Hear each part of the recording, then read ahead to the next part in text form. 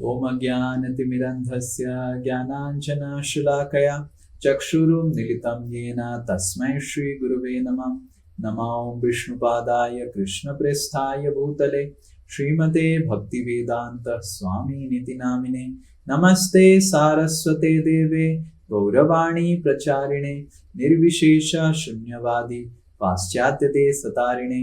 नमो महावदन्याय कृष्ण प्रेम प्रदायते कृष्णाय कृष्ण चैतन्य नामिने गौरतिशे नमः। हे कृष्ण करुणा सिंधु दीनबंधु जगतपते गोपेश गोपिका कांत राधा कांत नमस्तुते। तप्त कांचन गौरांगी राधे वृंदावनेश्वरी वृषभानुसुते देवी प्रणमामि हरिप्रिये। वाञ्छाकल्पतरुभ्यश्च कृपा सिन्धुभ्य एव च पतितानां पावनेभ्यो वैष्णवेभ्यो नमो नमः। जय श्री कृष्ण चैतन्य प्रभु नित्यानंद श्री अद्वैत गदाधर श्रीवासादि गौर भक्त वृंद। हरे कृष्णा कृष्णा कृष्णा हरे हरे, हरे राम राम राम हरे हरे।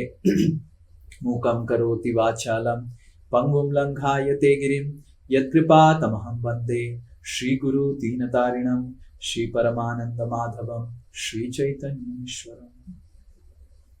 हरे कृष्णा। तो आज हम चर्चा करेंगे कि किस तरह नैमिषारण्य के ऋषि लोग, सबको सुनाई दे रहा है, आवाज आ रहा है और सब लोग everyone is able to hear? Yes, Prabhuji. Oh, very good. Thank you. Please switch on your videos. So आप सब वीडियोस ऑन कर लीजिए। तो आज हम चर्चा करेंगे कि किस तरह आप सब ने पिछले कक्षा में पढ़ा, हमने प्रथम स्कंद की प्रथम अध्याय समाप्त किया।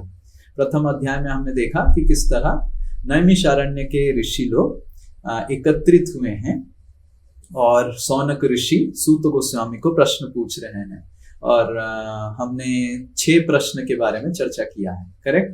This is clear? सबको याद आ रहा है? ठीक है, okay, very good, thank you. So आज हम पढ़ेंगे कि यहाँ से पहले कृष्ण जाने के बाद और सूत गोस्वामी और सौनक आदि ऋषि का बातचीत से पहले क्या क्या घटना घटा है, ताकि थोड़ा सा आपको पता चले कि भागवतम का जो सेटिंग द सीन इसको बोलते हैं। इसको हिंदी में क्या बोलते हैं, कोई बोल सकता है मेरे को? Setting the scene. Yes Jyoti माता जी, what is the meaning of setting the scene? Yes, stage set करना। ये हिंदी नहीं है, ये इंग्लिश ही है। सेटिंग द सीन मतलब क्या बताएं? सेटिंग द सीन मतलब नाटक का मंचन करना। ओके, नाटक का मंचन। हाँ, नाटक का मंचन करना। ओके, यस, नाटक का मंचन मतलब श्रीमद् भागवतम से पहले क्या क्या घटनाएं घटी और उसके बाद श्रीमद् भागवतम हुआ। यस, रघुनाथपुरी प्रभु, यू हर्ड समथिंग? भूमिका प्रभु जी। हाँ, भूमिका, परफेक्ट। वन हरि बोल फॉर रघुनाथपुरी प्रभु। भूमिका सबको समझ में आ गया अभी? या वेरी गुड। भूमिका, सेटिंग द सीन, भूमिका। यस, तो श्रीमद् भागवतम की भूमिका। तो कहानी आता है, या आनंद वृंदावन चंपू में ये प्रसंग आता है, हमारे आचार्य गण बताते हैं। आनंद वृंदावन चंपू एक किताब है जो कवि कर्णपुर ने लिखा है। आप सब को पता होगा, कवि कर्णपुर शिवानंद सेन के बालक हैं और वो कवि थे और सुंदर कवि थे। और कृष्ण की लीला में, कृष्ण की जो 10वीं स्कंद लीला है उसको सुंदर रूप से कविता के रूप में लिखे हैं, जिसका नाम है आनंद वृंदावन चंपू। मतलब वृंदावन की आनंद को, चंपू मतलब श्लोक, कविता के तरह श्लोक, जिसकी श्लोक को अध्ययन करने से आपको वृंदावन की आनंद महसूस होगा। ये एक सुंदर एक किताब है। जब हम बीमार थे, रात में नींद ही, पेट दर्द कर रहा था और रात में नींद नहीं लग रहा था, तो हमने ये आनंद वृंदावन चंपू पढ़ा था। बहुत ही सुंदर है, बट इसका हिंदी पता नहीं, हम तो इंग्लिश से पढ़े थे। जो भी है, ये आनंद वृंदावन चंपू में एक कहानी वृंदावन कवि कर्णपुर बताते हैं।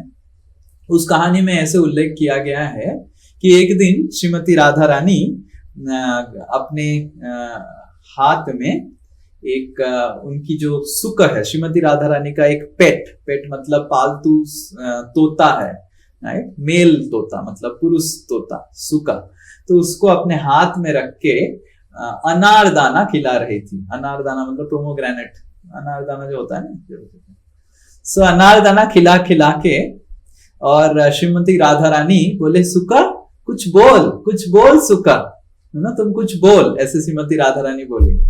तो श्रीमती राधा रानी जब सुक को बोले कि कुछ बोल, शुक ने कृष्ण कृष्ण बोला, और कृष्ण कृष्ण राधा रानी की सब वॉइस में बोला।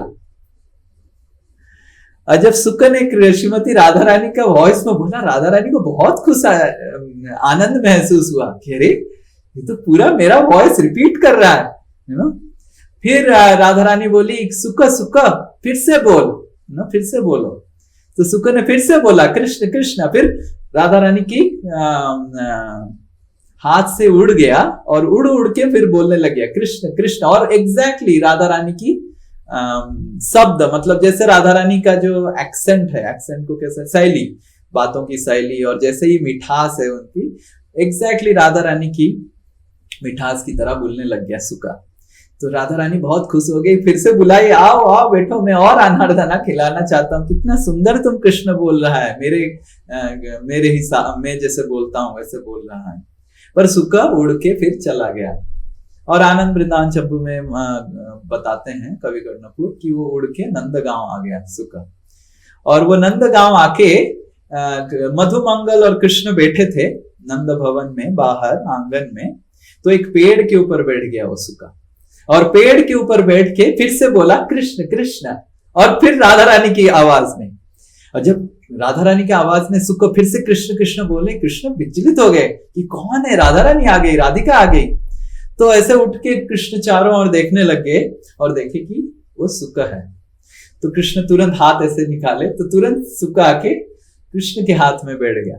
ये उस वृंदावन के तोते लोगों को डर नहीं रहता है, वो आके बैठ जाते हैं। हम तो कितने बार वृंदावन में बुलाए सुख को, कोई आया नहीं पर हमने गया था, कितने लोग को याद है लास्ट टाइम हमने वृंदावन जब गए थे, उस जगह का नाम क्या है, चिंताहरण घाट गए थे, करेक्ट। कितने सारे तोते थे, रिमेम्बर, बहुत सुंदर जगह है चिंताहरण, सुबह जप करने गए थे। तो कृष्ण के हाथ में आके बैठ गया और कृष्ण कृष्ण बोलने लग गया। एंड कृष्ण ने बोला मधुमंगल को, अरे मधु, ये तो पूरा राधिका की तरह बोलता है। एंड वो सुबह केवल कृष्ण कृष्ण ऐसे बोलने लग गया। अब इस दौरान ललिता और विशाखा को राधा रानी बोली कि मेरी सुक चला गई, मेरे सुक चले गए, बहुत रोने लग गई। तो ललिता विशाखा खोज खोज के नंद भवन पहुंचे और देखे सुक कृष्ण कृष्ण बोल रहा और कृष्ण के हाथ में बैठा हुआ है। तो ललिता बोली कि ये हमारा तोता है, हमारी राधिका का तोता है, ये वापस कर लो। कृष्ण बोले बुला लो। मैं तो वो तो खुद उड़ के आया, इधर बैठा हुआ है, बुला लो, ले लो। तो ललिता ने तोता को बोला, हे तोता तुम आ जाओ, हमारे साइड का है, तुम उस साइड न रहो। सो तोता कुछ रेस्पॉन्ड ही नहीं किया, वो बैठा रहा उधर कृष्ण के। तो ललिता बोले मेरे को समझ में आ गया, तोता जो कृष्ण के साइड में जाता है और वो वापस नहीं आता है, यद गत्वा ना निवर्तन्ते, भगवत गीता में भगवान बोलते हैं, जो हमारे कृष्ण के साइड में एक बार जाता है और हमारे साइड में नहीं आता, ऐसे ललिता देवी बोले। कृष्ण बोले मेरे को क्यों आरोप लगा रहे हैं, इस तोता को क्यों आरोप लगा रहे हैं, इस तोता तो आया, आपका अगर तोता है आप ले लीजिए, और वो खुद नहीं जानना चाहता है तो मेरा क्या गलती है। तो ललिता देवी बोले कि नहीं, तुम्हारा कुछ गलती नहीं है, हमको पता है कैसे वो तोता को लेके आना है। तो तुरंत ललिता और विशाखा यशोदा महारानी के पास जाते हैं और यशोदा महारानी को कंप्लेन करते हैं, हमारा तोता कृष्ण ने ले लिया, राधिका का तोता। तो यशोदा महारानी आके चिल्लाती है कृष्णा, तुम उधर बाबा बैठे हुए हैं प्रसाद के लिए और तुम इधर खेल रहा है तोता के साथ। तो फिर यशोदा तोता को पकड़ के ललिता के हाथ में दे देते हैं और कृष्ण को लेके अंदर चले जाते हैं। तो यही तोता वही था जो जब कृष्ण और भगवान लीला समाप्त करते हैं, यही तोता को राधा रानी और कृष्ण बताते हैं कि तुमने हमारी सारी लीलाओं को देखा, सारी अंतरंग लीलाओं को तुमने देखा और उसको श्रवण किया, कीर्तन किया, और तुम्हारी ये सारी लीलाओं को तुम अपने आंखों से देखा। तो हम चाहते हैं कि हम जब निकल रहे हैं इधर से, पृथ्वी से, तुम इधर रह जाओ कुछ समय के लिए और वही वृंदावन की लीलाओं को तुम गुणगान करो, कीर्तन करो और भागवत कहो। तो तोता रोने लग गया कि मैं नहीं रहूंगा, मैं नहीं रहूंगा, मैं नहीं रहूंगा कृष्ण। तो ये एक देखिए महत्वपूर्ण चीज है कि भगवान का भक्त भगवान को इतना प्रेम करते हैं, इतना प्रेम करते हैं कि भगवान को छोड़ के नहीं रहते हैं। इस दुनिया में वो केवल रह रहे हैं ताकि कुछ तो भगवान की सेवा है, इसीलिए हम हमारे सबके जीवन में हमको ये तोता से हमको शिक्षा प्राप्त करना चाहिए कि हम इस दुनिया में रह रहे हैं केवल भगवान की कुछ सेवा का अपॉर्चुनिटी है, सुजोग है, इसीलिए रह रहे हैं। तो तोता को भगवान ने बताया कि ये तुम्हारे लिए एक सेवा है और ये सेवा करके तुम वापस आना। हालांकि तोता को बिल्कुल पसंद नहीं था, कभी कभी हमको बिना पसंद का भी सेवा मिल जाता है, पर हमको कृष्ण की प्रसन्नता के लिए हमारी पसंद नापसंद ज्यादा नहीं देखना चाहिए। तो कृष्ण की प्रसन्नता बहुत महत्वपूर्ण है। कभी कभी हमको पसंद अनुसार सेवा मिलेगा, कभी कभी पसंद नहीं अनुसार सेवा मिलेगा। जो भी सेवा अगर कृष्ण राधिका बोलते हैं हमको करना चाहिए। तो ये है हमारी ये है एक व्यक्ति की योग्यता भगवान की लीला में प्रवेश होने का। हमको कभी कभी लगता है मैं भगवान की लीला में प्रवेश कर लूंगा, पर योग्यता देखिए, ये तोता को बिल्कुल पसंद नहीं था। उनको क्या था, अरे सब लोग जा रहे हैं मैं भी जाऊंगा, पर भगवान कृष्ण और राधा रानी उसको रोकने के लिए बोले। तो कृष्ण और राधा रानी और सारे वृंदावन वासी भगवान अपनी लीलाओं को समेट करके चले गए। तोता वृंदावन में रह गया। अब तोता सोचने लग गया, मेरे को अगर भगवान कृष्ण की लीलाओं को बोलना है तो पहले तो उसको सुनना पड़ेगा, क्योंकि कीर्तन करना है तो श्रवण पहले करना पड़ेगा, है कि नहीं? हम भी बोलते हैं पहले श्रवण करना, फिर उसके बाद हम कीर्तन कर सकते हैं। तो सही व्यक्ति से श्रवण करना है। कहां से श्रवण करें, कहां से श्रवण करें? तो सबसे अच्छे जो वैष्णव है मैं उनसे श्रवण करना चाहता हूं। तो इस भौतिक जगत में सबसे परम वैष्णव कौन है? Okay, let me see. Okay, very good, lord Shiva. वैष्णवा नाम यथा शंभु। तो मैं शिव जी से श्रवण करना चाहता हूं, ये तोता सोचा। तो शिव जी कैलाश में तो रहते हैं, पर शिव जी का और एक आउटपोस्ट भी है। आउटपोस्ट बोलते हैं ना, फार्म हाउस, जैसे बड़े व्यक्ति फार्म हाउस बनाता है। तो शिव जी का एक फार्म हाउस है जिस क्षेत्र का नाम है एकाम्र क्षेत्र, जो है भुवनेश्वर। कितने लोग भुवनेश्वर गए हैं? Oh, so less people have gone Bhubaneswar, is it? Huh? You all not gone Bhubaneswar, huh? Okay. Okay. अभी भी भुवनेश्वर में जाएंगे तो शिव जी का बहुत सारे मंदिर है, बहुत सारे। Bhubaneswar is called the city of temples, मंदिरों का शहर बोला जाता है। और प्रमुखतः 5000 में से पकड़ लीजिए 4500 शिव जी के मंदिर है भुवनेश्वर में केवल, सोचिए। और भुवनेश्वर उस जमाने में एकाम्र क्षेत्र कहा जाता था। उस जगह को एकाम्र क्षेत्र क्यों कहा जाता था? उसमें एक आम्र मतलब आम का पेड़, एक का आम्र पेड़ मतलब एक आम का बहुत बड़ा पेड़ था, और चारों ओर एक कानन था, मतलब बहुत बगीचा था। और शिव जी और पार्वती हर समय उस जगह पे आके उस पेड़ के नीचे बैठ के भागवत कथा करते थे। मतलब शिव जी पार्वती देवी को भागवत सुनाते थे। तो एक बार की बात है, शिव और पार्वती उस एक आम्र पेड़ के नीचे आके बैठ गए। तो ये तोता को पता था, तो ये तोता भी इधर आके रहने लग गया, वेट करने लग गया, अपेक्षा करने लग गया शिव पार्वती कब आएंगे। तो एक बार शिव और पार्वती आए और पार्वती देवी को शिव जी भागवतम सुनाए। नाउ शिव जी जब भागवतम प्रसंग प्रारंभ किए तो शिव जी बोले मैं आंख बंद करके भागवत बताऊंगा, और पता कैसे चलेगा कि तुम सोया नहीं है, तुम जगा हुआ है। तो शिव जी जब ऐसे पूछे तो पार्वती देवी बोले मैं हूं करता रहूंगा, हूं से पता चलेगा आपको। तो फिर शिव जी आंख बंद करके भागवत चालू की। इसीलिए वीडियो ऑफ करने से सोने का डर है। भागवत में देखिए समस्या ये है कि कोई भी सो जाता है। पार्वती देवी भी कुछ समय के बाद वो सो गई। अब ये तोता को लगा ये तो सो गई, हूं नहीं करेगा, शिव जी बंद हो जाएंगे बोलना, तो मैं हूं कर देता हूं। तो ये ऊपर से तोता हूं करने लग गया। देखिए कितना डेंजर है। देखो सब भागवत में अगर सोने का बहुत डर है, पार्वती देवी भी सो जाती है। तो इसीलिए हम बोलते हैं कि थोड़ा सा ध्यान रखिए, वीडियो ऑन रखिए, पेन पेपर निकालिए, क्योंकि भागवत में कुछ तो है रस जिसमें थोड़ा नींद आता है, जो भी है। तो पार्वती देवी सो गई और ये तोता हूं करने लग गया। और जब सब स्कंद वंद खत्म होके जब शिव जी आंख खोले तो देखे पार्वती सो गई। शिव जी पूछे अरे कौन हूं कर रहा था?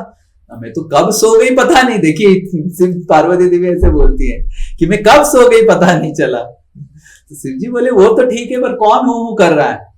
अब देखे कि तोता बैठा हुआ है। शिव जी बहुत गुस्सा हो गए और तोता के पीछे भागने लग गए, तोता को मारने के लिए। अरे तुम्हारा योग्यता नहीं था, तुमने भागवत सुना और तुमको हम नहीं वो करेंगे, क्यों तुमने गलत काम किया? तो ऐसे तोता के पीछे भागने लगे। तोता भाग उड़ के ये एकाम्र कानन, ये जो भुवनेश्वर से पहुंच गया आश्रम, बद्रिका आश्रम के पास। वहां पे व्यास देव भी अपनी पत्नी को भागवत कथा कर रहे थे, भागवत सुना रहे थे, जो भी भगवान की लीलाओं सुना रहे थे। उधर भी उनकी पत्नी भी थोड़ा सा नींद उनको लग रहा था, वो भी थोड़ा क्या उसको बोलते हैं, व्हाट इज से, उसको क्या बोलते हैं हिंदी में, जमाई, yawning, what is say yawning? Yes Raghunath,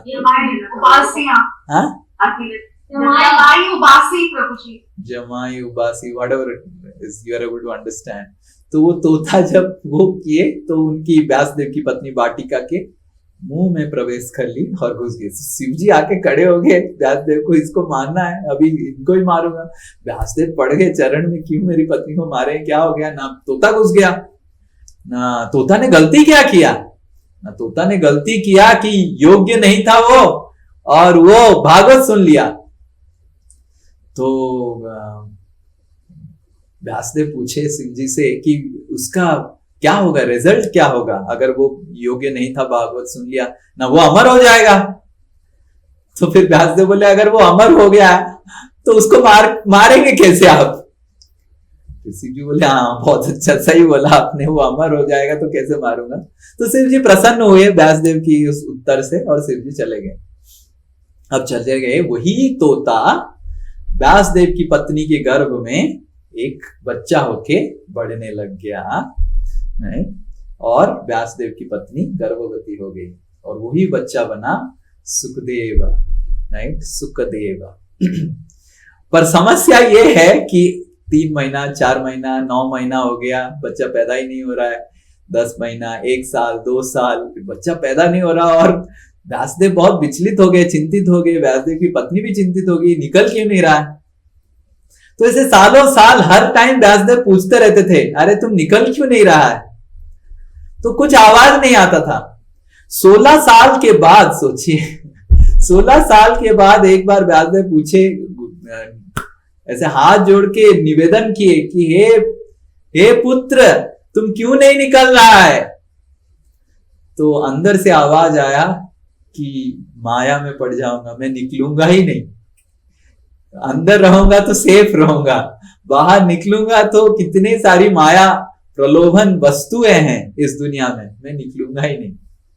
तो 16 साल रहने के बाद जब व्यासदेव मेरी पत्नी को परेशानी हो रहा है, तुम निकल जाओ, मैं शपथ करता हूं, व्यासदेव बताए, मैं शपथ करता हूं कि तुम माया में पड़ेगा नहीं। सुखदेव बोले कि आपकी शपथ से मेरे को विश्वास नहीं है। तो फिर किसके ऊपर विश्वास है ना? अगर कृष्ण आएंगे खुद बोलेंगे मैं निकलने के लिए तैयार हूं, तो फिर व्यासदेव प्रार्थना करने लग गए और कृष्ण स्वयं आए। और कृष्ण व्यासदेव की प्रार्थना से आए। कृष्ण बताया कि सुका बाहर आ जाओ। फिर और कृष्ण चले गए, और जैसे ही कृष्ण चले गए सुखदेव गोस्वामी बाहर आए। 16 साल की नौजवान युवक पैदा हुआ, और संपूर्ण सुखदेव गोस्वामी का शरीर का वर्णन बताया गया है। उनका शरीर संपूर्ण रूप से सांवला था, कृष्ण की रंग की तरह ही था। He was blue in color, right? और संपूर्ण रूप से नग्न थे, और कुछ पहने नहीं थे, और कुछ उनकी जैसे होता है ना अंतड़ी निकला हुआ, कुछ नहीं, nothing was there. He was completely born like a 16-year-old boy, as हम जैसे 16 साल की एक नौजवान, बहुत ही सुंदर। और निकले तो चलने लग गए, मुड़ के भी नहीं देखा कि पिताजी कैसे दिखते हैं, मम्मी कैसे दिखती है, कुछ भी नहीं देखे सुखदेव, और चलने लग गए। व्यासदेव की इच्छा था कि मैं एक जन को भागवत पढ़ाना चाहता था, ये व्यक्ति सही है जो भागवत पढ़ के भागवत दूसरों को पढ़ाएगा। पर व्यासदेव पीछे पीछे चलने लगे, हे पुत्र, हे पुत्र, हे पुत्र, हे पुत्र। पर सुखदेव गोस्वामी सुने ही नहीं, बिल्कुल सुने नहीं, और सुखदेव गोस्वामी चले गए। और व्यासदेव वापस आ गए निराश होके कि सुखदेव गोस्वामी चले गए, सुखदेव चले गए, उनका पुत्र चले गए। इनका बहुत इच्छा था मैं इस पुत्र को भागवत पढ़ाऊंगा और वो भागवत दूसरों को पढ़ाएगा, ऐसे इच्छा था। पर व्यासदेव ने इच्छा अपना आशा नहीं छोड़ा। व्यासदेव क्या किए, उनके गांव में जो जहां पे रहते थे 2 लकड़हरा को बुलाए। लकड़हरा समझते हैं, would cutter. So he called 2 would cutters, उनको 2 श्लोक सिखाए और बोले तुम जाके जंगल में कहीं तो मेरा बेटा रहेगा, और ये जो 2 श्लोक है, ये 2 श्लोक उच्चारण करो, इस श्लोक से प्रभावित होके जरूर मेरा बेटा वापस आएगा और भागवत पढ़ने के लिए।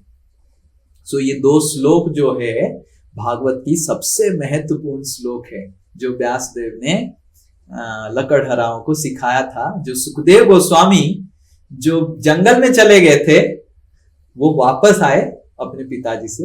वो श्लोक एक है बरहा पीडम नटवर वपु कर्णयोर कर्णिकारम बिभ्रात वास कनक कपिसम वैजयंती च मालम रंध्राण वेणुरधर सुधया पूरयान गोप वृंदे वृंदारण्य स्वपादरमणम प्राविशत गीत कीर्ति। तो ये सुंदर सा श्लोक भागवत में आता है। तो ये सुंदर सा जो श्लोक है लकड़हरा लोग गाते रहते थे और लकड़ी काटते रहते थे। और एक श्लोक है अहो बकीयम स्तनकालकूटम जिघांशया आप्ययत् असाध्वी लेभे गतिम तत् उचितम ततोन्यम कंबा दयालुम शरणम व्रजेमा। तो पहला श्लोक बताता है कि किस तरह भगवान एक बैजंती माला पहन के, कानों में एक फूल लगा के, और वो फूल को भी कभी कभी भगवान इस कान में लगाते थे, फिर उठा के फिर इस कान में लगा देते थे। कुछ लोग कुछ चलते थे, फिर और कोई सुबल आता था, काना ये कान में अच्छा नहीं लगता है, फिर ये कान में लगा देता था। तो इस तरह भगवान नृत्य करते करते अपने गोप बालों के साथ, गायों के साथ वृंदावन जंगल में प्रवेश कर रहे हैं। ये प्रथम श्लोक है। दूसरा श्लोक है पूतना के बारे में। पूतना देखिए मारने के लिए हमारे ठाकुर जी के पास आया, ठाकुर जी ने उसको उद्धार कर दिया। और एक धात्री का कितनी बड़ा कोई हमको मारने आता है, हमारे अंदर क्या होता है, कोई अगर हमको मारता है, कोई हमको गाली मारता है, कोई अगर हमको गलत समझता है, तो हमारे अंदर हृदय में क्या जागृत होता है, उसके प्रति गुस्सा जागृत होता है, हम गुस्सा हो जाते हैं उसके ऊपर। बट कितने हमारे ठाकुर जी कितने बड़े हैं कि पूतना उनको मारने आई, पूतना को माँ का रूप दे दिया। तो इस तरह 2 श्लोक को सुन के सुखदेव गोस्वामी उस लकड़हरा को पूछी ये श्लोक कहां से सीखा। लकड़हरा बोला कि ये श्लोक कोई तो एक व्यासदेव है, व्यास हैं, वो बताते हैं, ये श्लोक गाते रहते हैं, हमको सिखाए। तो तुरंत सुखदेव गोस्वामी वापस आ गए जंगल से, व्यासदेव के पास पहुंचे, पिताजी के पास पहुंचे भागवत पढ़ने के लिए। और व्यासदेव सुखदेव गोस्वामी को, जैसे ही भागवत समाप्त होता है फिर से सुखदेव गोस्वामी निकल गए। तो ये जो हुआ,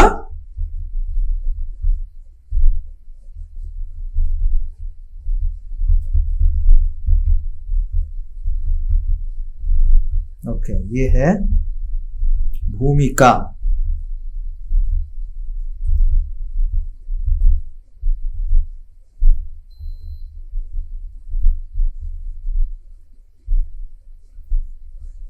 तो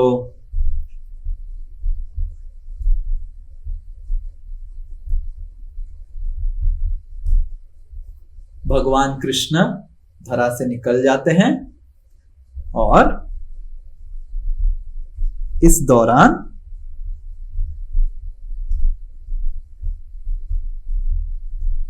सुखदेव गोस्वामी का जन्म होता है। और ना केवल जन्म होता है, वो अपने पिता से भागवत का श्रवण करते हैं। Okay, clear? तो यहां पे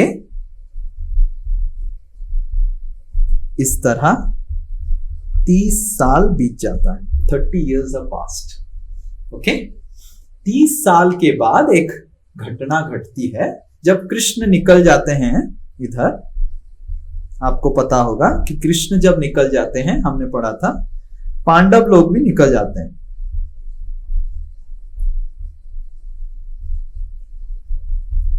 और परीक्षित को राजा बनाते हैं।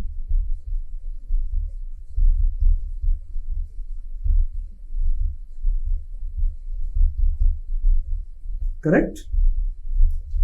सो युधिष्ठिर महाराज परीक्षित को राजा बनाते हैं और पांडव लोग निकल जाते हैं और परीक्षित को राजा बना देते हैं। परीक्षित कुछ साल राज संभालने के बाद एक उनके जीवन में होता है कि जो भागवत में हम आगे जाके पढ़ेंगे। तो परीक्षित एक बार जंगल में घूमने के समय उनको बहुत प्यास लगती है और एक समीक ऋषि के आश्रम में आते हैं। पर समीक ऋषि को पानी मांगते हैं, पर समीक ऋषि ध्यान में रहते हैं और क्योंकि ध्यान में रहते हैं वो पानी वानी देते नहीं है। तो परीक्षित क्या करते हैं, उनको खराब लगता है कि अरे मैं राजा आया हूं, मेरे को तो थोड़ा पानी देना चाहिए। तो वो परीक्षित क्या करते हैं, एक सांप लेके सांप ऐसे डाल देते हैं, गले में डाल देते हैं। सो जब सांप को गले में डाल देते हैं परीक्षित और फिर निकल जाते हैं, समीक ऋषि के बेटे आते हैं और परीक्षित को श्राप करते हैं कि मेरे पिताजी के साथ ऐसे तुमने किया, कुछ समझते नहीं है, और श्राप कर देते हैं तुम 7 दिन में मर जाएगा। सो परीक्षित महाराज को जो पता चलता है कि वो श्रापित हो गए हैं, 7 दिन के बाद वो गुजर जाएंगे, तो परीक्षित महाराज गंगा किनारे आ जाते हैं और गंगा किनारे इधर सुकताल में आ जाते हैं। आके इधर परीक्षित महाराज सुखदेव गोस्वामी परीक्षित महाराज को भागवत बोलते हैं।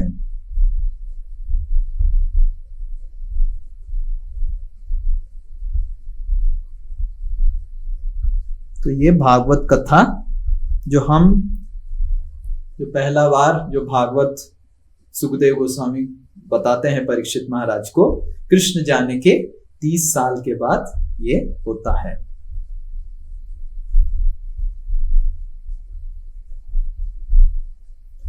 ओके?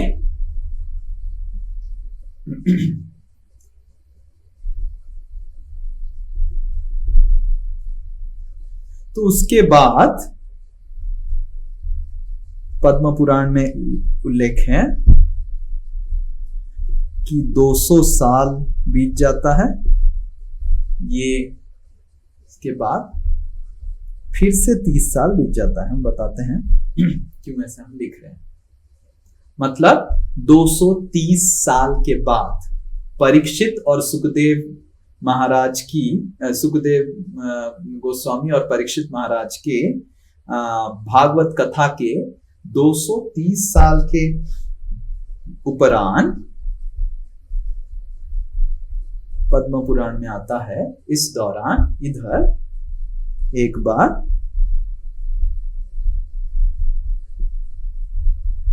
नारद मुनि का भक्ति देवी के साथ बातचीत होता है ब्रज में। ओके, तो एक बार 230 साल हो गया है, मतलब भगवान की जाने का 260 साल हो गया। Okay, you are able to understand, भगवान के जाने के 260 साल हो गया है।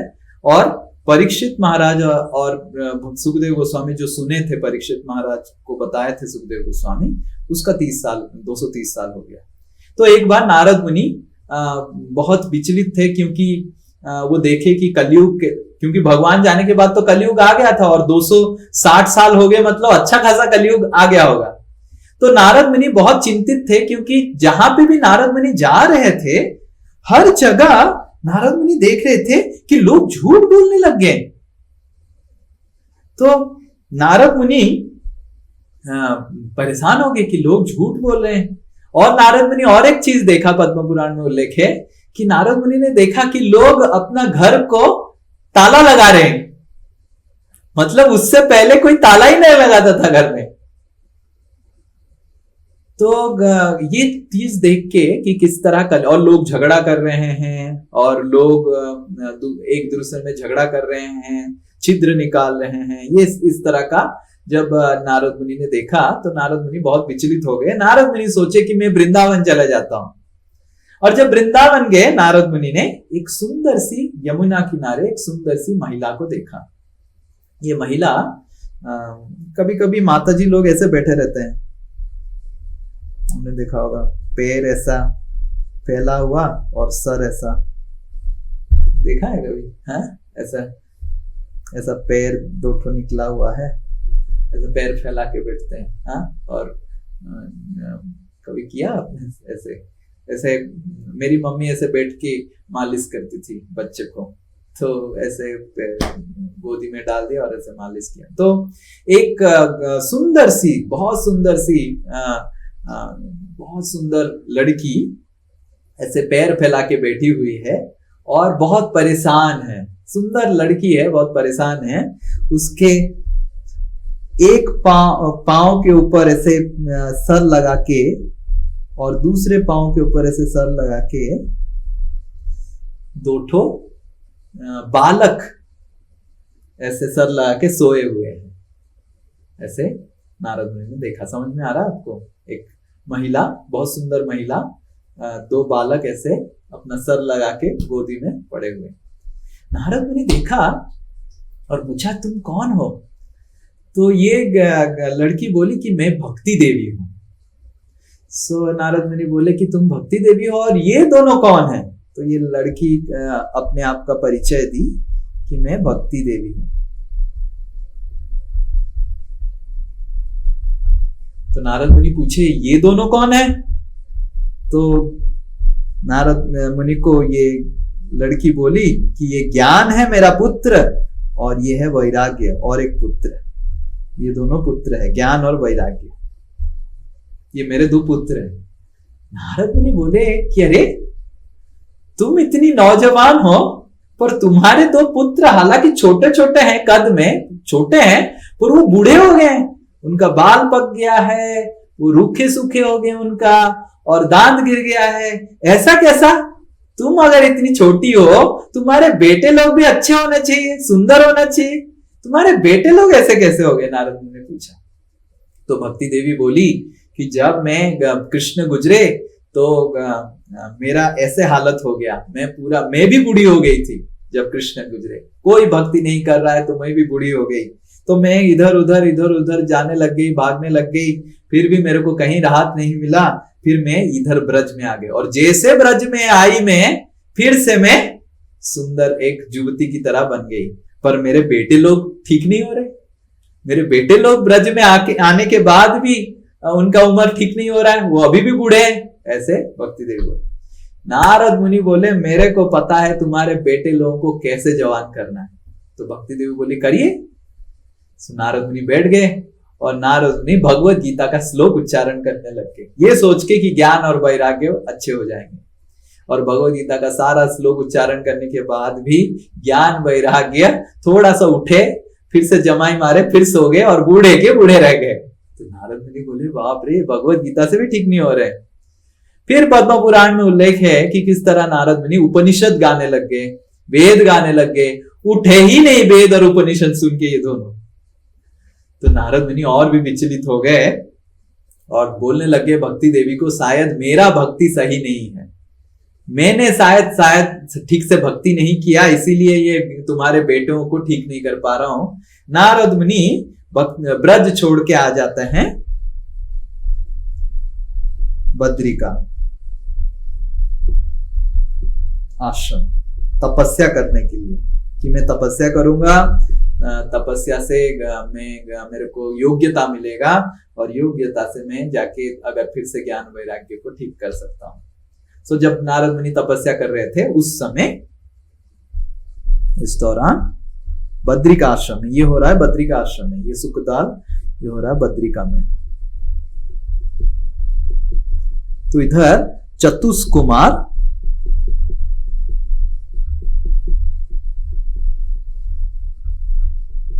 नारद मुनि से मिलने आते हैं और चतुष्कुमार बोलते हैं मुनिवर आप इतने दुखी क्यों दिख रहे हैं।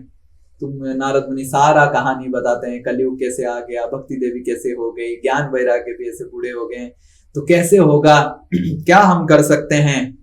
तो चतुष्कुमार बोलने लगे कि मुनिवर हम 7 दिन के लिए अभी इधर बैठ के भागवत कथा करेंगे और जब भागवत कथा करेंगे तो सब ठीक हो जाएगा। तो 7 दिन तक यहां पे फिर से भागवत कथा हुआ।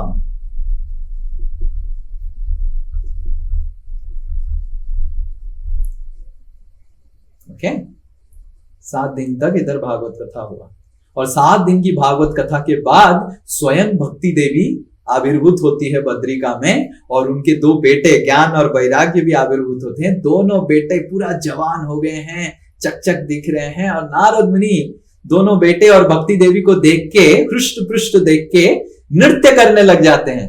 और जब नारद मुनि नृत्य करते हैं भगवान स्वयं आविर्भूत होते हैं और भगवान आशीर्वाद देते हैं कि नारद मैं तुम्हारे भक्ति से प्रसन्न हुआ और जो भी कलयुग में भागवत का श्रवण करेगा उसकी हृदय में भक्ति देवी जागृत होगी और ज्ञान और वैराग्य भक्ति देवी के 2 पुत्र भी जागृत होंगे।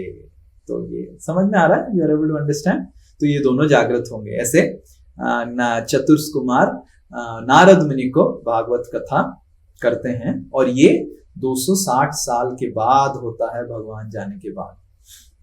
तो नारद मुनि का एक प्रश्न आता है कि ठीक है हम तो समझ लिए कि ये भागवत कथा से सब कुछ ठीक हो जाएगा, पर क्या भागवत कथा सुनने से जो बहुत ही पतित लोग हैं कलयुग के, जैसे मृगारी, उस तरह के जो पतित लोग थे, क्या केवल भागवत सुनने से उनका उद्धार हो जाएगा? ऐसे नारद मुनि चतुष्कुमार को पूछे।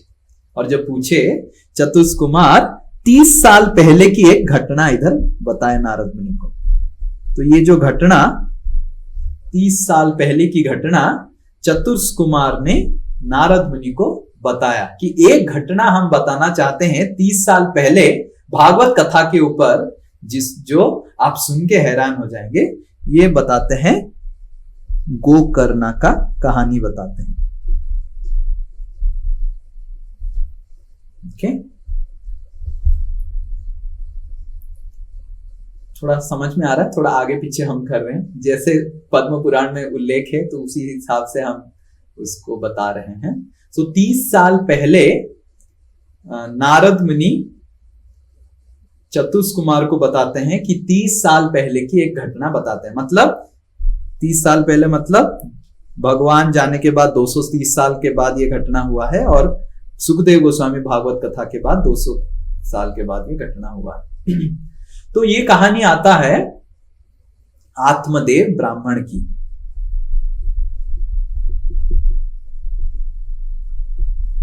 तो ये आत्मदेव ब्राह्मण तुंगभद्रा, आपको पता होगा तुंगभद्रा एक नदी है, कितने लोगों को पता है? तुंगभद्रा एक नदी है, करेक्ट। सो तुंगभद्रा नदी के तट पे एक गांव में ये आत्मदेव करके एक ब्राह्मण हुआ करता था। ये आत्मदेव ब्राह्मण बहुत ही धनी था, बहुत ज्यादा धनी था, ब्राह्मण प्रवृत्ति का था और बहुत धनी था, पर उसके जीवन में बिल्कुल शांति नहीं था। और क्यों शांति नहीं था? क्योंकि उसकी कोई पुत्र नहीं थे, संतान नहीं थे। आत्मदेव की पत्नी थी, उसका नाम था धुंधुभी।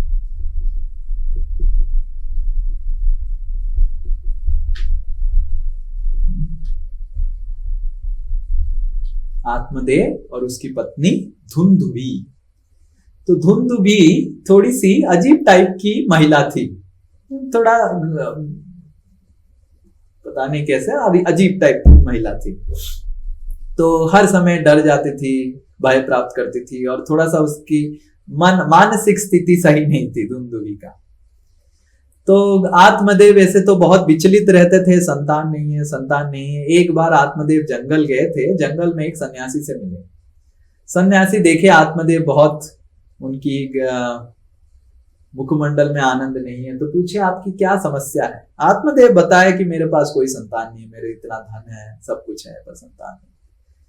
तो ये सन्यासी ध्यान मग्न होके बैठे और आत्मदेव को बोले कि मैं देख रहा हूं कि आपकी कुंडली में, आपकी हॉरोस्कोप में संतान है ही नहीं, और अगर आपको संतान मिलेगा तो वो केवल दुख देगा और कष्ट देगा।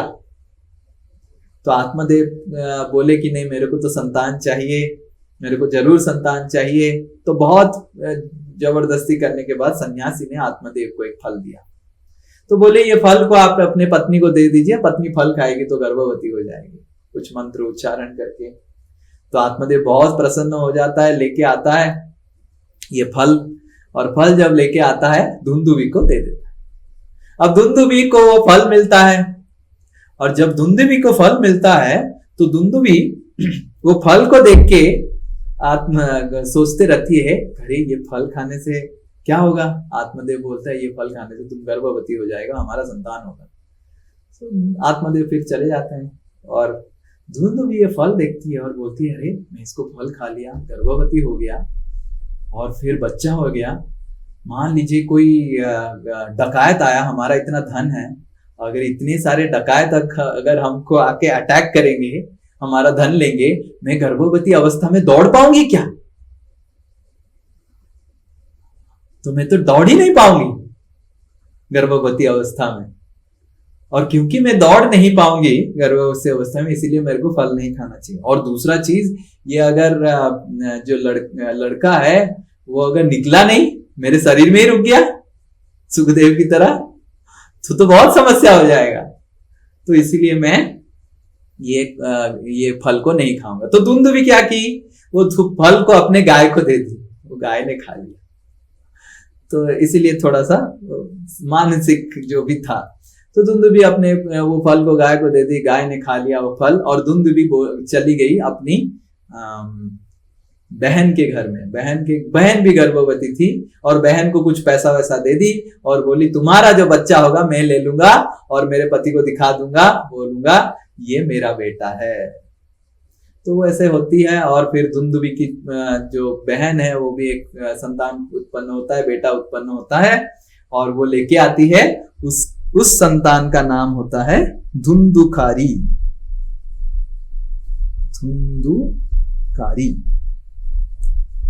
और गाय भी एक संतान पैदा करता है, गाय से भी एक बेटा पैदा हो जाता है, और वो गाय का बेटा का नाम होता है गोकर्णा। वो गाय भी एक मनुष्य बेटा पैदा करता है, और उसका कान गाय की तरह रहता है।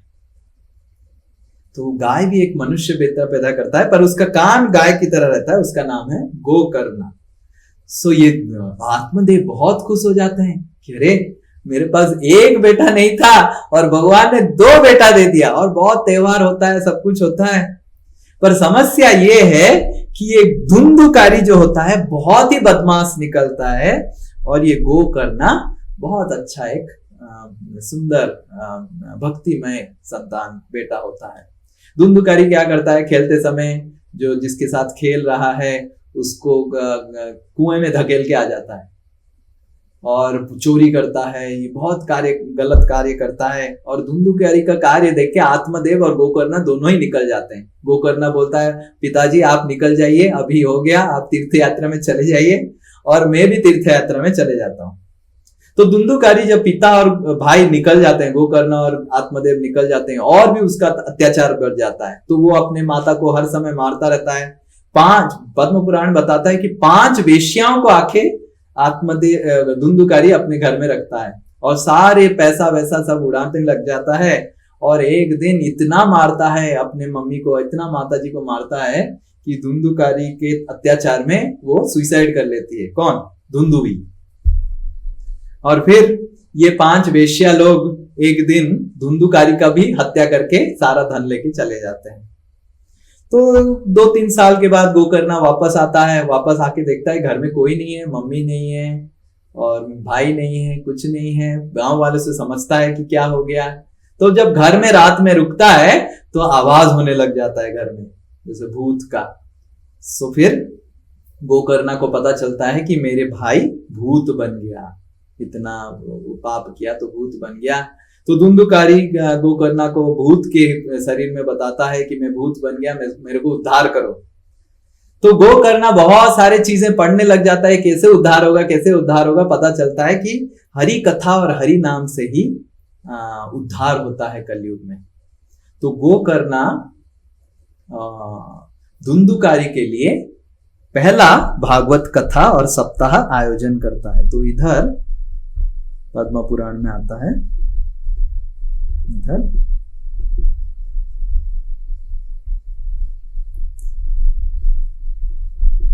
तो ये जो भागवत कथा है पद्म पुराण में आता है कि आषाढ़ महीने का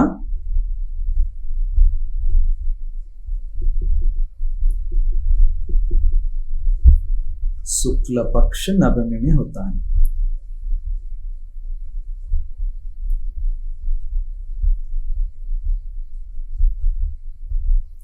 तो आषाढ़ महीने का शुक्ल पक्ष नवमी तिथि में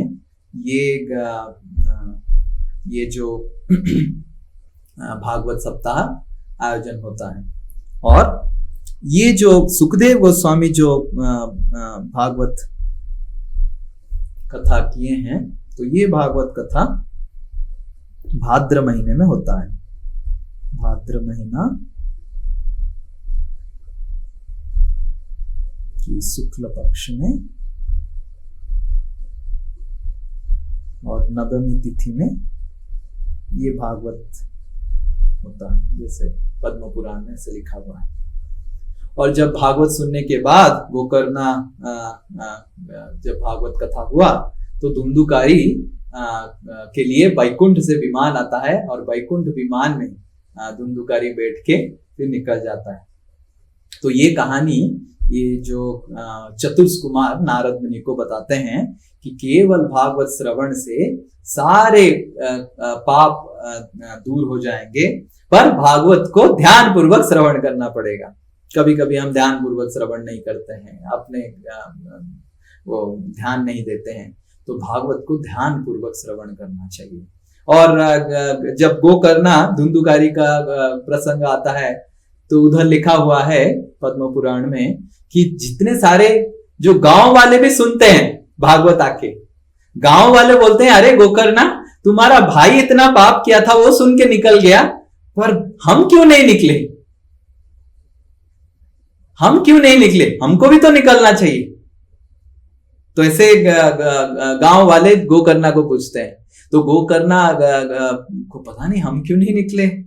तो एक आकाशवाणी होता है, पद्म पुराण में आता है कि आकाशवाणी बोलता है कि आप सब ध्यान पूर्वक सुन नहीं रहे थे, क्योंकि ये धुंधुकारी भूत बन गया था, वो बहुत असहाय था, इसीलिए ध्यान पूर्वक सुना, पर आप सब ध्यान पूर्वक नहीं सुने, आप थोड़ा बीच बीच में शायद सो जा रहे थे, इसीलिए नहीं हुआ।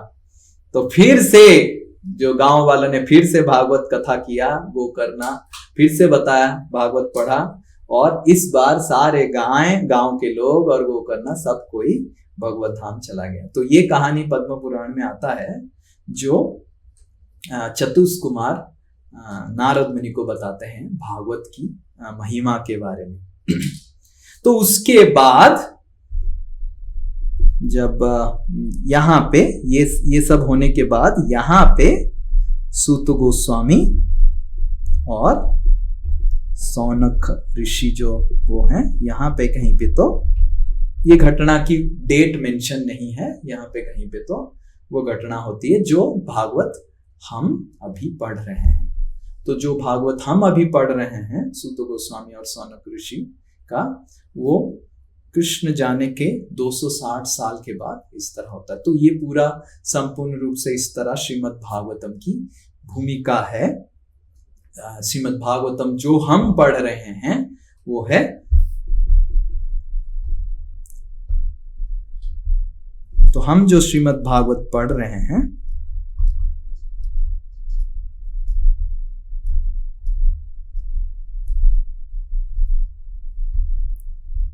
तो ये श्रीमद् भागवतम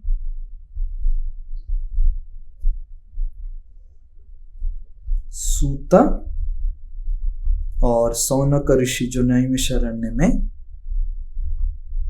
इनकी बातचीत है, डिस्कशन है।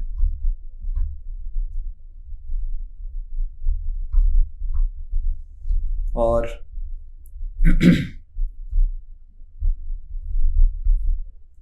सूत गोस्वामी जब इधर जब सुखदेव गोस्वामी जब भागवत कथा कर रहे थे, सूत गोस्वामी उधर मौजूद थे, ही वॉज प्रेजेंट।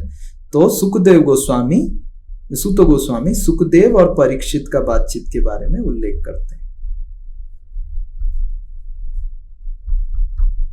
तो वो क्या करते हैं, सूत गोस्वामी वो जो सुखदेव गोस्वामी से सुने हैं उस प्रसंग को इनको बताते हैं। तो इस तरह श्रीमद् भागवतम की संपूर्ण भूमिका इस तरह होता है। और सुखदेव गोस्वामी फिर दूसरे बातचीत के बारे में भी बताते हैं। ओके, हरे कृष्णा कृष्ण कृष्ण हरे हरे, हरे राम राम राम हरे हरे। ओके, किसी का कोई प्रश्न है?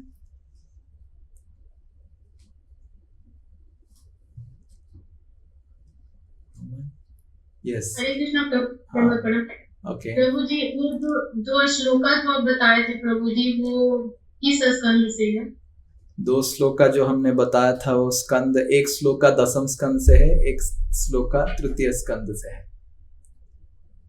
किस चैप्टर से प्रभु जी? मैं श्लोका नंबर भेज दूंगा ग्रुप में, ठीक है? ओके, श्लोका नंबर में भेज दूंगा। हाँ, यस, हरे कृष्ण प्रभु। हाँ, बोलिए। प्रभु जी, एक आपने बोला आषाढ़ महीने में धुंधकारी और गोकर्णा को जो लाया था वो आषाढ़ महीने में शुक्ल पक्ष में था, और एक पहले वाला आपने क्या बोला था प्रभु जी? पहले वाला जब सुखदेव गोस्वामी परीक्षित महाराज को बताए थे, वो भद्र महीने में हुआ था। भद्र महीने की शुक्ल पक्ष नवमी, हाँ नवमी, तब चालू हुआ था। जी जी, okay, is this clear? Anyone else? Yes. Anyone else? Hare Krishna प्रभु जी, नंदन। हाँ, yes. प्रभु जी, अक्षय तृतीया का भी भागवतम से कुछ रिलेशन है प्रभु जी? जैसे उस दिन बोला गया था क्या व्यासदेव ने और गणेश भगवान ने लिखा था, ऐसा कुछ सुना है, ऐसा ये सही है कि? अक्षय तृतीया में ऐसे कहा जाता है कि व्यासदेव महाभारत लिखे थे, गणेश जी के साथ प्रारंभ किए थे। तो भागवत का तो ऐसे कुछ नहीं है, पर महाभारत लिखना प्रारंभ हुआ था, ऐसे कहा जाता है कि गणेश जी को उनको चाहिए था व्यक्ति तो लिखने के लिए। तो ओके, एनीवन एल्स? हरे कृष्ण प्रभु जी, बोलो। इस नवमी तिथि में दोनों महीना तो अलग है, लेकिन जो तिथि है और पक्ष है वो सिमिलर है। तो ये नवमी तिथि का कुछ खास महत्व है क्या? भागवत में ऐसे मेंशन है कि सॉरी, पद्म पुराण में ऐसे नवमी तिथि जनरली 7 दिन का होता है, तो नवमी से चालू करके पूर्णमी में एंड होता है। तो नवमी, दशमी, एकादशी, द्वादशी, त्रयोदशी, चतुर्दशी और पूर्णिमा, तो ये 7 दिन का ऐसे निकलता है। तो नवमी से चालू होके पूर्णिमा में एंड होता है। जनरली भागवत सप्ताह जब भी होता है तो ऐसे नवमी से प्रारंभ होके पूर्णिमा में एंड होता है, क्योंकि सुखदेव गोस्वामी ने नवमी में चालू करके पूर्णिमा में एंड किया था, और जो पूर्णिमा में एंड किया था सुखदेव गोस्वामी, उस पूर्णिमा को भाद्र पूर्णिमा बोलते हैं। तो इसीलिए हम इस्कॉन में भी भाद्र पूर्णिमा में भागवतम दान करते हैं, वो सब जो इस्कॉन में होता है। ओके, यस यस यस, हरे कृष्णा प्रभु जी। हाँ बोलो। यस, गोवी कर्णपुर का ये शिवानंद सेन का बेटा था। हाँ यस यस, शिवानंद सेन के 3 बेटे थे, उसमें से एक कवि कर्णपुर। ओके, एक पूरी दास, एक कवि कर्णपुर, और एक बेटा का नाम बताना। यस, श्री माता जी। हरे कृष्ण प्रभु। अभी चतुर्थ कुमार कौन थे?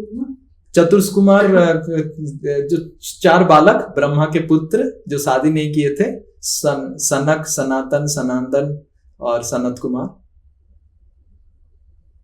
ओके, यस, और कोई? हरे कृष्ण हाँ। प्रभु जी, जैसे यहाँ पे बताया कि साप्ताहिक भागवत सुनने से ही भागवत हम चले जाते हैं, ध्यान से सुने, तो फिर इतना लंबा प्रोसीजर भक्ति का जो शॉर्टकट है क्योंकि हम उस जैसे धुंधुकारी जैसे शरणागति तो सुनते नहीं ना, हम तो हमारा उतना शरणागति नहीं है, इसीलिए, क्योंकि हमने तो देखा है हमारे जीवन में कि भागवत हमारे गुरुदेव से सुन के और भक्तों से सुन के बहुत प्रभाव तो हुआ है। तो भागवत तो बहुत प्रभावशाली है, पर हमको उस इंटेंसिटी से सुनना चाहिए, इंटेंसिटी से, और बहुत श्रद्धा होना चाहिए जिनसे सुन रहे हैं। अगर श्रद्धा नहीं है तो कार्य नहीं करेगा। मेरे गुरुदेव बताते हैं हर समय कि श्रद्धा अगर नहीं है जो भागवत बोल रहा है तो आपको आपके ऊपर वो भागवत कार्य नहीं करेगा। महत् सेवा भागवत में श्लोक आता है प्रथम स्कंद में। तो श्रद्धा बहुत महत्वपूर्ण है। क्या हम सुनते तो हैं पर हमारा श्रद्धा नहीं होता है जो भागवत बोल रहे हैं, पर क्योंकि श्रद्धा नहीं होता है तो कार्य भी कम करता है। जिस तरह कोई मेडिसिन होता है तो मेडिसिन कोई डॉक्टर देता है, तो मेडिसिन कोई डॉक्टर देगा, अगर हमारा डॉक्टर के प्रति श्रद्धा नहीं तो क्या होगा, वो मेडिसिन को हम आज खाएंगे कल नहीं खाएंगे, ध्यानपूर्वक नहीं खाएंगे, तो मेडिसिन तो कार्य करेगा ही, पर श्रद्धा से भागवत में आता है कि ज्यादा अच्छे से कार्य करता है। स्पेशली श्रद्धा और सम्मान, ये 2 महत्वपूर्ण है। जो जैसे परीक्षित महाराज श्रद्धा और सम्मान के साथ सुखदेव गोस्वामी से श्रवण किए तो कार्य किया, और धुंधुकारी के पास क्या उसको बोलते हैं, असहाय अवस्था था, उसके पास कोई मौका ही नहीं था, तो उसको श्रद्धा सम्मान तो रखना ही पड़ेगा, नहीं तो भाई निकालेगा।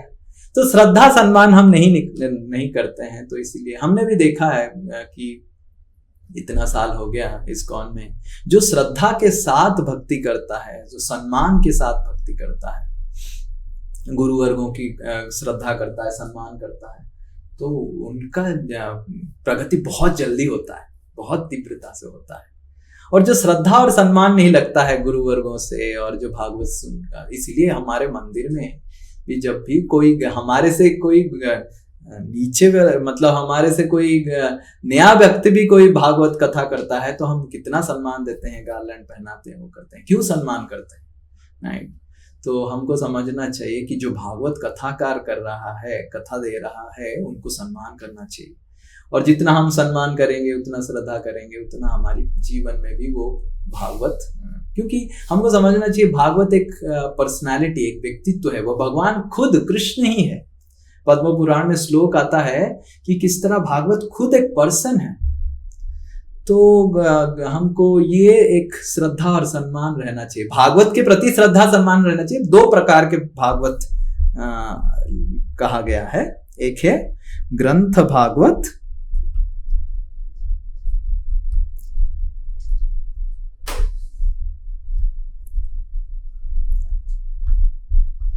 और एक है व्यक्ति भागवत।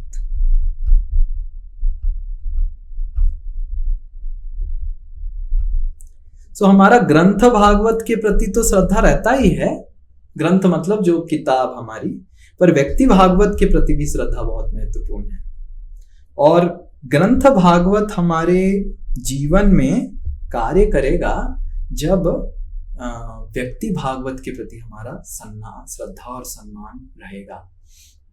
तो श्रद्धा और सम्मान व्यक्ति भागवत के प्रति जितना रहेगा उतना हमारा ग्रंथ भागवत हमारे ऊपर कार्य करे। जैसे हम श्रील प्रभुपाद की तात्पर्य पढ़ते हैं, तो जितना हम श्रद्धा पूर्वक सम्मान के साथ श्रील प्रभुपाद की तात्पर्य पढ़ेंगे और जो भागवत जो हमको पढ़ा रहा है जितना श्रद्धा और सम्मान रखेंगे उतना हमारे जीवन में जल्दी कार्य करेगा। और श्रद्धा सम्मान नहीं रहेगा तो कार्य नहीं करेगा या फिर कम कार्य करेगा। जैसे परीक्षित महाराज कितना श्रद्धा से सुने, धुंधुकारी कितने श्रद्धा से सुने, नारद मुनि कितना श्रद्धा से सुने, नहीं? तो वो श्रद्धा हमारा नहीं रहता है, इसीलिए नहीं होता है। श्रद्धा और सम्मान। यस, बताइए। तो अम्बरीश महाराज भी तो सुना है सुखदेव गोस्वामी से। कहाँ से लिखा है ये? तो मैंने पढ़ा नहीं। अम्बरीश महाराज सुखदेव गोस्वामी से कहाँ से सुने, कब, कहाँ पे पढ़े आप ये? मैं तो कभी पढ़ा नहीं, मैं सुना नहीं। भागवतम में थोड़ा पढ़ा नहीं। अम्बरीश महाराज सुखदेव गोस्वामी का तो हो ही नहीं सकता। सुखदेव गोस्वामी तो अभी 5000 साल पहले ही आविर्भूत हुए। अम्बरीश महाराज तो रामचंद्र के से पहले, नवम स्कंद में आता है अम्बरीश महाराज की कहानी। अम्बरीश महाराज वही ना, दुर्वासा मुनि अम्बरीश, वही? नहीं, वो सुखदेव गोस्वामी से कहाँ सुने? सुखदेव गोस्वामी तो अभी, अम्बरीश महाराज तो बहुत पहले, वो तो कृष्ण से बहुत पहले पैदा हुआ आविर्भूत हुए। ओके, हाँ, नहीं, you are not audible properly. हाँ, speak loudly. Tell. अम्बरीश महाराज की स्टोरी 9th कैंटो में आता है। 9th कैंटो की I think 4th chapter onwards, 4th 5th chapter onwards आप देखेंगे अम्बरीश महाराज की कहानी आता है नवम स्कंद। ओके, हाँ, बोलो। अच्छा, सुखदेव गोस्वामी पिता से ही शिक्षा लाभ किया ना ऑलरेडी उन्हें जानते थे भागवत? भागवत कहाँ से उन्हें सुना सुखदेव गोस्वामी? ओके, सुखदेव गोस्वामी खुद सारे कृष्ण लीला जानते थे, वो सुख है राधा रानी के, ठीक है, पहला चीज। दूसरा चीज, सुखदेव गोस्वामी शिव जी से सीखे, फिर उसके बाद अपने व्यासदेव पिता से सीखे। पर जो सुखदेव गोस्वामी ने बोला भागवत, उसको व्यासदेव भी सुनने आए थे, वो हम आगे जाके पढ़ेंगे। जो इधर जो सुखदेव गोस्वामी इस जगह पे जो सुखदेव गोस्वामी परीक्षित महाराज को भागवत बताते हैं, इस भागवत को सुनने के लिए नारद मुनि और व्यासदेव भी आते हैं, और इस भागवत को सुनने के लिए ब्रह्मांड के जितने सारे व्यक्ति सब लोग आते हैं, राइट? तो सुखदेव गोस्वामी भागवत जो बोलते हैं वो थोड़ा स्पेशल है।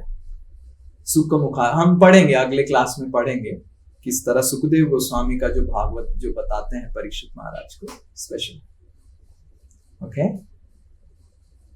Anything else? Done? Okay, Ruchi माता जी has one question, last question. You are muted, you are muted. हाँ, यस। प्रभु जी, जिस तरह से हमने तोते के बारे में सुना, कैसे वो रह गए थे, रह गए नहीं, उनको बोला गया था रहने के लिए, उनको बोला। तो प्रभु जी, तो उसी तरह से जैसे हनुमान जी परम भक्त थे भगवान के, उनसे बड़ा भक्त कोई नहीं था।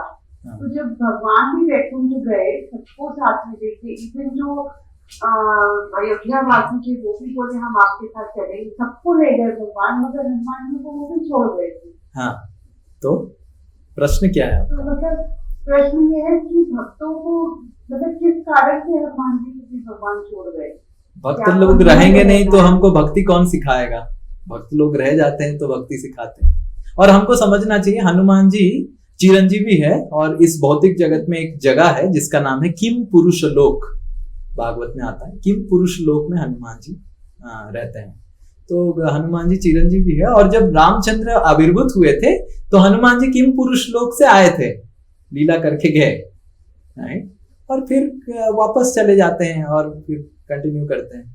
और हमको ये भी समझना चाहिए कि केवल हनुमान जी इधर नहीं है, भगवान अयोध्या में भी हनुमान जी है।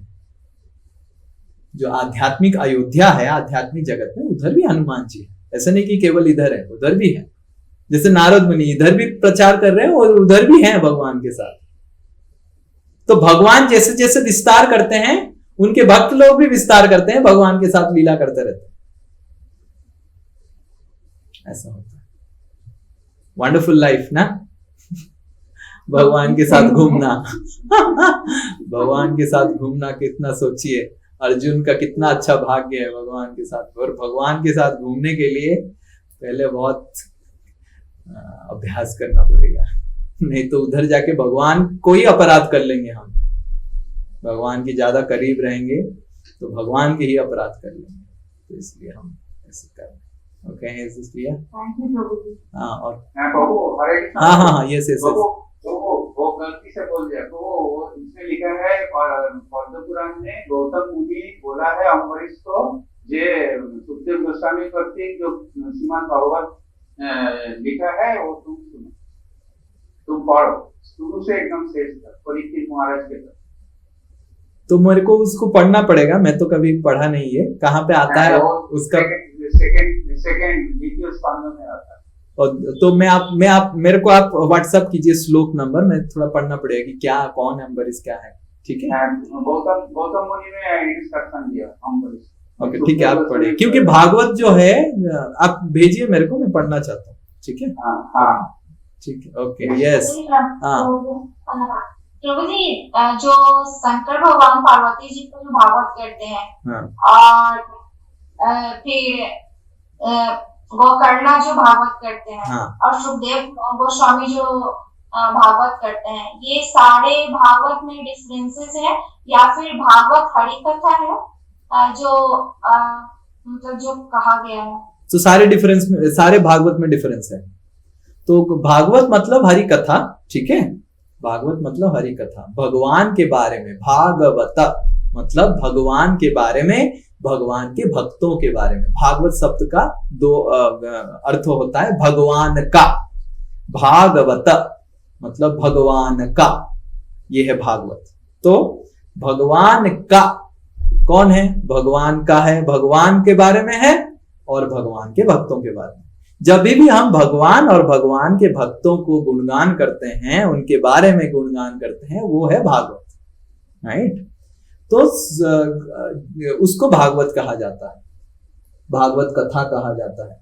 पर सुखदेव गोस्वामी जो भागवत कहे हैं वो थोड़ा स्पेशल है, विशेष है। क्यों? क्योंकि सुखदेव गोस्वामी का जो भागवत है उसमें कृष्ण लीला के बारे में विशेष रूप से उल्लेख है, जो कहीं और नहीं है। कृष्ण लीला के बारे में जो स्पेशल टाइप का उल्लेख है विशेष रूप से, वो सुखदेव गोस्वामी के भागवत में ये आता है, प्रथम। द्वितीय, सुखदेव गोस्वामी अमृत द्रव संयुतात, ऐसे कहा जाता है भागवत की तृतीय श्लोक में, कि सुखदेव गोस्वामी जब जैसे एक फल होता है, आगे जाके हम वो पढ़ेंगे श्लोक। एक फल होता है और फल जब पक जाता है, ये तो मैंने कभी ट्राई नहीं किया बट केवल पढ़ा हूं मैं। फल जब पक जाता है और उस फल को, पका हुआ फल को अगर कोई सूखा पक्षी आके टेस्ट कर लेता है, वो फल और मीठा हो जाता है। वो मैंने कभी ट्राई नहीं किया, मैंने कभी देखा नहीं, क्योंकि हम गांव से नहीं है, पर ये भागवत में आता है। तो उसी तरह व्यासदेव बोलते हैं कि हालांकि ये फल मैंने दिया, पर मेरा बेटा जब उसको चख लिया, ये फल एक्चुअली मीठा हो गया। और ये जो भागवत हम पढ़ रहे हैं वो सुखदेव के चखा हुआ फल है। क्लियर ना? Okay, clear? Okay, we'll end here. हरे कृष्णा, श्रील प्रभुपाद की जय, श्रीमद् भागवत महापुराण की जय, समवेत गौर भक्त वृंद की जय। वाञ्छाकल्पतरुभ्यश्च कृपा सिन्धुभ्येव च पतितानां पावनेभ्यो वैष्णवेभ्यो अनंत कोटि वैष्णव की जय। हरे कृष्ण।